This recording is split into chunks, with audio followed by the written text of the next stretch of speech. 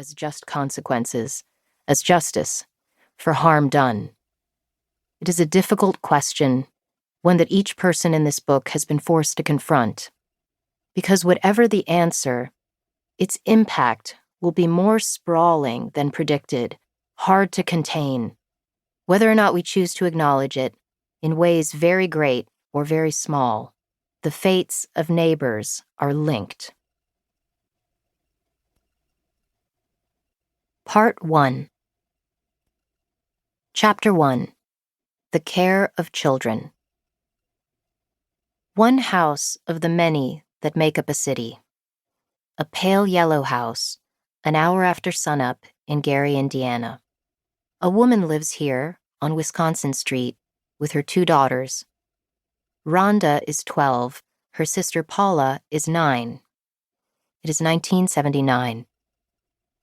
Their mother, her name is Gloria, hustles them outside into the morning light and then into the dark of the garage and the back seat of her red Chevy Vega. The girls are very young and they are powerfully tired. They understand what their mother intends to do. She has kept them up all night, softly talking, then shouting, then whimpering to them about where they'll be traveling together, about what must happen next, and they are no longer resistant. With her daughters inside, Gloria tugs at the garage door until it slides down to meet the concrete. She slips into the driver's side, rolls down the windows, turns the key in the ignition. The engine gives off a deep, thrumming sound.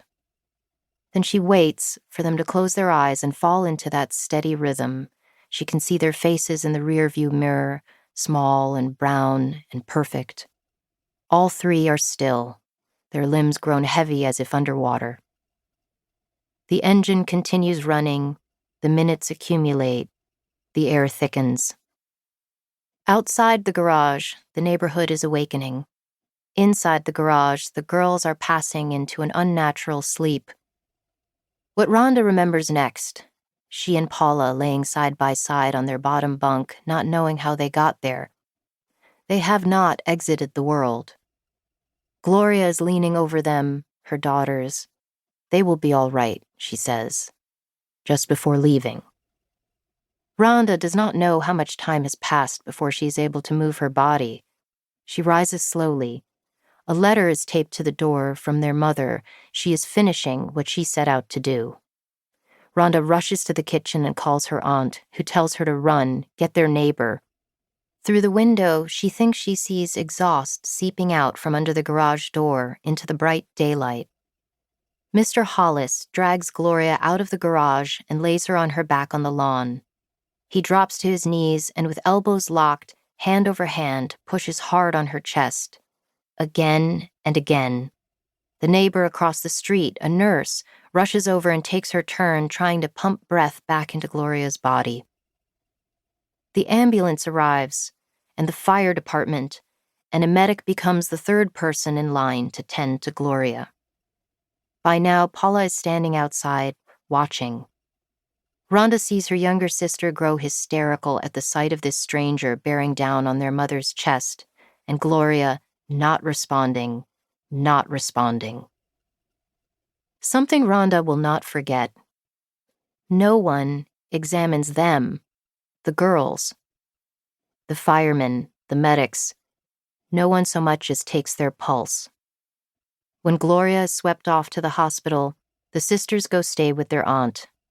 When after a week their mother checks herself out early, no one asks any questions. When she comes to retrieve her daughters, no one stops her.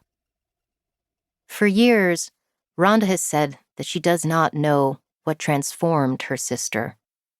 But now she tells me, as if untangling the question aloud, that this was it. This must have been the start of a change in Paula. Because you have to understand, we were all supposed to have been dead. That's what we were expecting. That's what we were hoping. But they were still alive. And what now? Another day in the yellow house? The house stands in Marshalltown, a subdivision of the Pulaski neighborhood, integrated by Black working-class families in the 1950s. Theirs is one of a collection of streets